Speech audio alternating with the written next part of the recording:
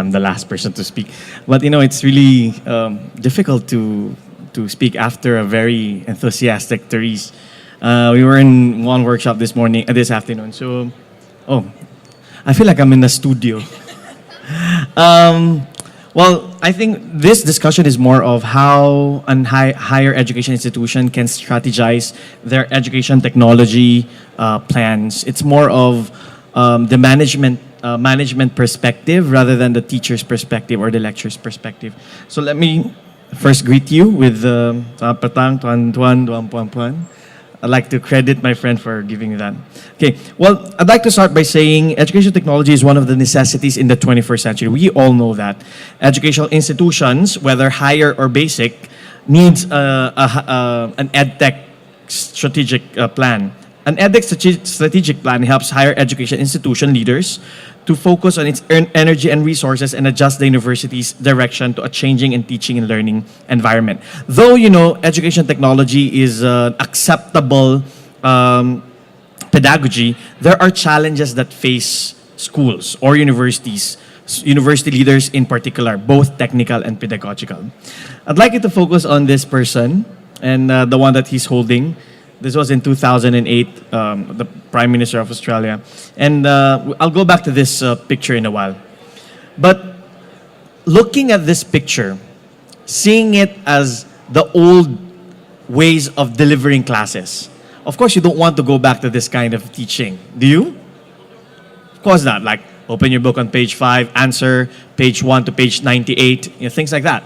And it doesn't really give us a good perspective of what teaching and learning is. Because today, we know, as the keynote speaker this morning said, that the 21st century kid is already a global citizen, inspired, optimistic, and a lot of, they're flexible, they want to be connected. And this work, a while ago, the workshop about bring your own device, we're saying that in the staff room, I always notice the faculty in the staff room, if they say, students change already from the time that I was a student maybe 20, 25 years ago. If you said that for the time being, for example, 3 years from now, maybe you should change the way you teach. So basically, if you keep on ranting that students of today are changing, maybe the ways you teach should also be changed. And can we go back to this picture? Okay. What do you think is the computer at that time? This was in 2008. Okay, this is a Lenovo ThinkPad T61, one of the most popular, if not the most popular laptop in 2007. What were they thinking when this Prime Minister of Australia was holding it? This was only in 2007. 7 years ago, he was holding a Lenovo ThinkPad T61. Before, they thought this was the best gadget until everything came into mobile devices, iPad, Android, and Windows Phone. Because today, the 21st century teaching and learning promotes integration of different technologies to the educative process to the top stakeholders of any visionary schools. I think what I'm trying to say is that we, from the old teaching, let's traverse to the technologically advanced experience. I mean to say that gone are the days that we just sit inside the class, listen to the teacher, and just look at them and wait for the bell to ring. And the teachers are already, gone are the days that the teachers stand and tell them that I'm giving you this information, I'm pouring you this knowledge. You remember this vision about education 10 years ago, that a student has an open skull and the teacher is pouring knowledge. Have you seen that kind of picture? So those pictures are no longer today, but everything is more on collaboration. I'd like to focus on the 3 parts of this. I'm disturbed by my face. 3 parts of this presentation. The first, this is more of the strategic plan. When you invest your IT in your university, does it have an effect on your teaching and learning process? Of course, there's a lot of suppliers, a lot of learning management system. I won't say brands because they're all here. Friends from familiar faces from D2L and Blackbirds are here. So, but when you invest on your IT, does it commensurate with the teaching and learning process? Of course, the other parts of this presentation is that have you tried auditing your IT investments? Have you tried auditing your ICT environment? Have you tried assessing? Are you at par of an international standards? And the third one is the competencies, pedagogical based competencies of your academic staff using technology in teaching. But I wouldn't go into details, especially on the last part. Now that ASEAN in 2015 is already integrating ASEAN nations, how can we prepare in terms of educational technology? Let me introduce to you where I came from. This is just one slide. I came from Far Eastern University. It started in 1928. There are 7 colleges: business and finance, nursing, arts, science, etc., etc. So I'm introducing myself and also my institution. Never mind about it. Okay, going to a more serious talk. How do we achieve 21st century schooling? It has to consider the following: learning and teaching, learning and teaching and research, ICT professional learning, learning spaces, and the ICT infrastructure.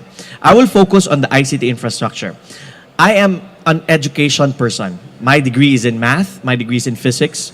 I do education and at the same time education technology. My, nemesis, so to speak, are the IT managers. Are there anyone IT managers here? Why? Because IT managers would like to tell the people from the board of the school, buy this is good, buy this is good. Me, I always say, wait, before you buy, are we really need to buy this? Do we really need to use this? Does it commensurate learning? So I'd like to focus on this. The question that I want to bring to you is that, does your investments create massive effects in teaching and learning process of your institution? I'd like to show to you this, this grid. The first grid is on this side is quadrant C, quadrant D, quadrant A, and quadrant B. From the x-axis, low passive learning to high passive learning, that's the technology performance, and the learning effectiveness from the x-axis, learning effectiveness, and the y-axis is the technology performance. I'd like to show to you, do you want your IT investments to be going from quadrant D to quadrant B? What does it mean? Meaning to say that, can you read it? Not really? Okay, even me, I cannot read it. Okay, it's more of passive learning to low technology performance, to engage learning to low technology performance. Meaning to say that we don't like this kind of structure. Okay? We have a passive learning, your students are not learning to a low technology performance, to engage learning to low technology performance. Of course, we want a good technology performance as well. Or do you want your perspective to be like this in your IT investments, from quadrant B to quadrant A? It's more of engage learning, low technology performance, to engage learning, high technology performance. That's okay. But of course, for some universities that doesn't have that much budget, with high technology performances or advanced technology, that this might not be a good paradigm. Also, would you like to be like this? Quadrant C to quadrant A. Passive learning, high technology performance, to engage learning, high technology performance. But what is really important is this. Quadrant D to quadrant A. Passive learning, low technology performance, to engage learning, high technology performance. This is what we want. But what is it that we don't want? This one. Why is it that we don't want this kind of paradigm? Because moving from D, passive learning, to low technology performance, to C, passive learning, high technology performance, is obviously counterproductive. If technology is not used to enhance engaged learning, there is no reason to pay the higher cost of greater functionality. So this is what I always tell to my IT manager, that, if this is the trend now, you want to invest. Yes, we have money. Money is just, you can get it. But the thing is that we are in the academe. Are we using that money to enhance the learning? So I've also done a lot of audit and assessment. That's why my IT manager is my nemesis, that I'm auditing him. Like this, I can share it with you. You cannot see it from there. I can share it with you. I wanted to know, are IT investments are at par with the international standards? For example, I'll give you 3 examples.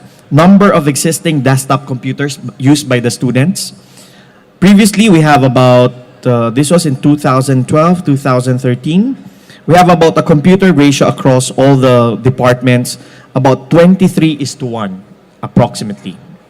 Okay? Of course, we want to move to a standard 1:1, and then that's the ideal thing. And we have a lot of, it's important that you audit your IT.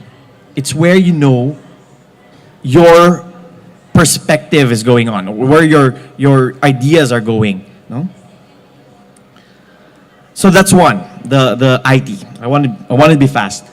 The technical part is very important. You pay, you make sure that the learning is enhanced. Second, are your teachers prepared? Are your teachers enough to use the technology? So let me give you a snapshot of our, I know this might be confidential, but I'm sharing it with you. These are the percentage of our faculty using technology. About 80% of them own either a laptop or a netbook. That's good to know. Okay? About 62% own an Apple brand. Philippines is an Apple country. Unlike probably Indonesia, it's like BlackBerry country. I don't know, Malaysia. There are about 33% own a smartphone and 8% own complex consoles. And there are about 2% do not own any gadgets at all, not even a basic phone. I wonder, how do they communicate with the loved ones? Not even a basic phone. 55% of them use their gadgets 5 hours, but more than 1 hour a day. Why is it's important to know how many times they use it? Because you want to know whether you want your technology to be productive to them. Okay? About 13% of them use gadgets more than 10 hours, but less than 24 hours. And about 8% use gadgets in less than an hour a day. Me, before I open my eyes, I'm holding my phone on the side of my bed. The first thing that I check is my phone when I open my eyes.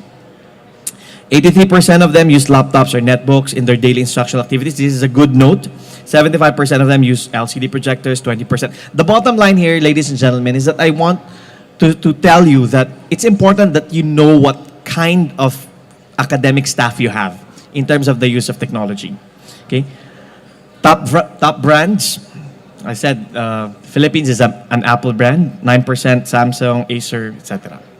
But the question would be, are the new skills and the competencies of future are being neglected? Why is there high resistance percentage in the use of technology in the classroom? We need answers. So let me read this to you. Educational Technology Strategic Plan is necessary in any educational institutions. An EdTech strategic plan can be developed to assist academic leaders to plan and therefore control the use of and investment in information management system or the learning management systems, information technology and communication technology and infrastructure. It should also highlight suggested mechanisms for addressing wider government policy priorities and ICT directions, as well as actions to ensure that each university's missions and visions are supported by ICT strategies that are measurable within the specific outcomes of deliverables. Why did I read that to you? I wanted to make a statement that IT and educational technology should not be an afterthought. It's supposed to be a plan. If you plan for your curriculum, if you plan for your pedagogy, if you plan for your mission and vision, your IT and educational technology should be parallel to it. It's not an afterthought. Like you thought of it, oh, this is a nice learning management system, let's get this. This is the new trend, let's get this. It's part and parcel of what the university is all about. Of course, we know what UNESCO said in 2008, to live, learn, and work successfully in an increasingly complex, information-rich, and knowledge-based society, students and teachers must utilize technology effectively. That's why in my university, we come up with the document, a 3-year strategic plan of the Office of Education Technology. I don't know if other universities has Education Technology Office. It has a vision statement for ICT and educational technology, an audit, assessment, current capacity of your university, what is your proposed implementation, the rationale behind it, overview of proposals, and implementation strategy. Also, this is what I wanted to give to you, Therese. This is the ICT Competency-Based Standards, where you level your faculty. You need to know the competencies of your faculty in the use of technology as well. Are there level 1, level 2, level 3, level? And the other one, it was a debate. It wasn't really a debate a while ago. It was a consensus that it's biased to say that the only teachers are not ready to use technology. Sometimes students are not also ready to use technology. Maybe they are digitally literate, but can they use that technology for learning? Not for gaming, not for anything else, not for social networking, but using those technology for learning. I think there's no research, as far as I know, there's no literature that says that students of today are ready. We just assume. Everyone assumes that students of today are technology persons. We just assume that, but there was never a research. If you want to make that research, let's collaborate. Let me know. Okay, and things like this. I'd like to focus on, since I don't have time, I'd like to focus on the standards of the levels. If you're a level 1 teacher, what are you? Okay? Demonstrate knowledge and skills in basic computer operations and other information devices, including basic troubleshooting and maintenance. Teachers should be able to use appropriate office and teaching productivity tools. Meaning, for you to be able to move to the next level, you have to satisfy this standard. Okay? You have to have trainings and move to the next level. For level 2, it's quite long. You need to know how to plan, implement, and you know how to assess. And of course, if this is long, level 3 is much longer. You create, standards of level 3 is that you create a new learning environment for your students. So how do we really achieve that?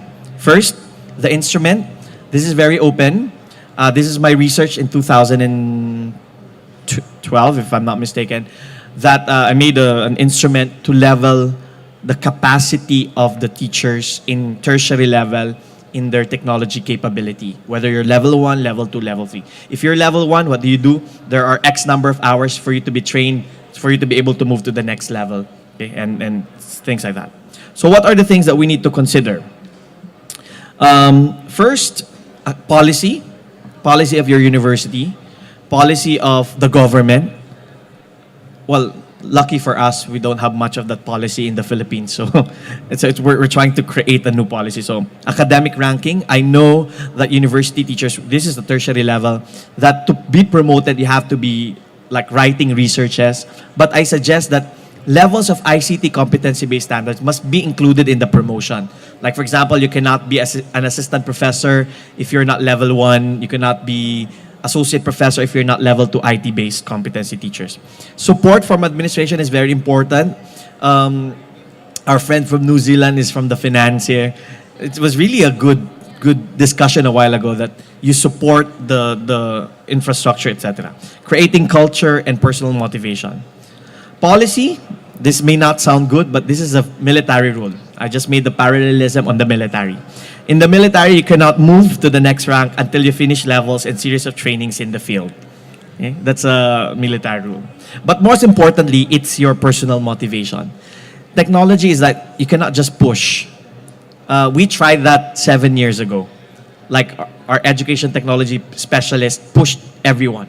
Put your syllabus on the learning management system. Everyone was being pushed.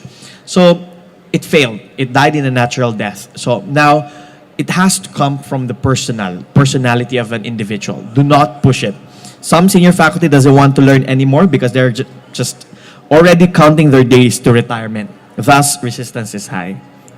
And to answer my ASEAN call, there are no standards in ASEAN in terms of educational technology. I am calling this to my colleagues now to write a research about the standards of educational technology in ASEAN nations. There is none research that says about ASEAN integration in terms of educational technology. The questions should be, are we prepared for the ASEAN integration in terms of educational technology? For example, I studied in Malaysia for my first year in university. If I move second year in the Philippines, does it have an equal standards in curriculum, in assessment, in educational technology, in credits, for example, MOOCs, iMOOCs, etc.? Are the standards the same for all the members of the country? Are all amenable to the ways done by the US or UK counterparts? I'm sorry for my friends from US and UK. US and UK are vibrant, but that doesn't mean that we follow what they're doing. Now, I'm playing devil's advocate here. It doesn't mean that it's okay to them, approved to them, it works well with them. It will work with us. We have a culture. ASEAN, that's why we call it one ASEAN, to collaborate with each other. Does it need proper accreditation? I'd like to end with my few slides about this article about the avalanche is coming. An avalanche is coming to higher education. An avalanche is an ice going down to the hill. Right now, the snow-covered, and I quote, the snow-covered mountainside looks solid, but underneath, changes are taking place. If we are not changing ourselves, we can be like left behind, okay? Rising costs have students, parents, employees asking, is a university education a good value? Okay. In the path of the avalanche, the one thing you cannot do is to stand still. You'll be like dead. Okay. Here are my final words. Higher education institutions should include EdTech strategic plan in their grand plans. This should not be an afterthought. I will always say that should not be an afterthought. Everything is in the plan should commensurate to the learning of the students, because at the end of the day, this is not how efficient your learning management is. It's not efficient your technologies are, but are your students efficiently utilizing it to achieve the learnings that they need to achieve? ASEAN countries should meet and create acceptable standards in educational technology. Again, I'm calling my colleagues in ASEAN nations to come up to meet to make standards in educational technology that affects gravely the teaching and learning culture of an higher education institution or one ASEAN. Faculty development must be a priority. Standardization of educational technology practices is a must, especially, which I already mentioned, for the ASEAN Integration 2015. Also, the last part, I included it because a lot of universities are thinking about rankings. Times, Shanghai, what else? Other university rankings. But there is what we call webometrics rankings of world universities, that you're being ranked according to the knowledge that you put on your website. Okay, you're being ranked on how many researches you publish on your website. Aside from you being good in literature or let's say math, webometrics ranking is that your faculty should publish and be placed in your website, and that's going to be ranked also. Webometrics ranking of the world. So that's for me. This is me. You can email me, please. Again, I'm pleading my colleagues from ASEAN. Let's meet and let's make that standards. Thank you very much, and I hope you enjoy the day.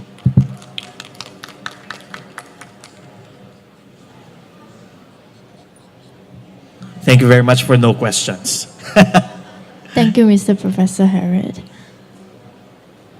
Okay.